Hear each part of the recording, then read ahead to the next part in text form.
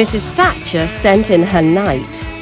He was Ian McGregor, the chairman of the Coal Board. The champion was a rather odd, little short, fat Scotsman who appeared to have no neck, had a rather strange half-American accent when he spoke, really wasn't used to public performances whatsoever.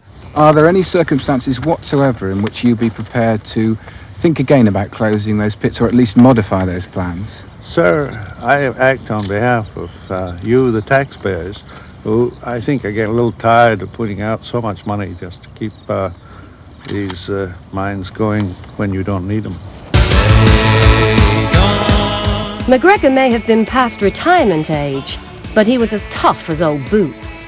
He'd earned the reputation as a hatchet man after cutting jobs at British Steel.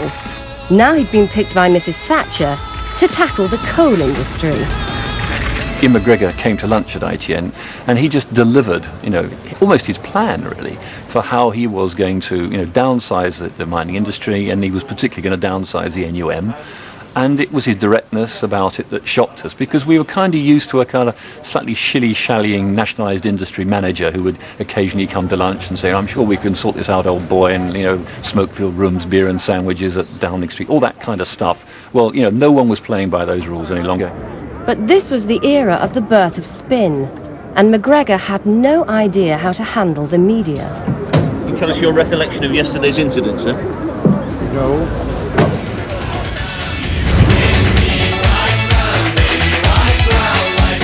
Tim Bell, one of the first spin doctors and a favourite of Mrs. Thatcher's, was given the task of spinning McGregor.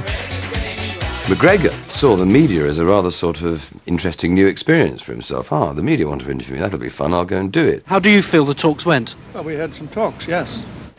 Completely naive. Did you feel that any progress was made? We exchanged views.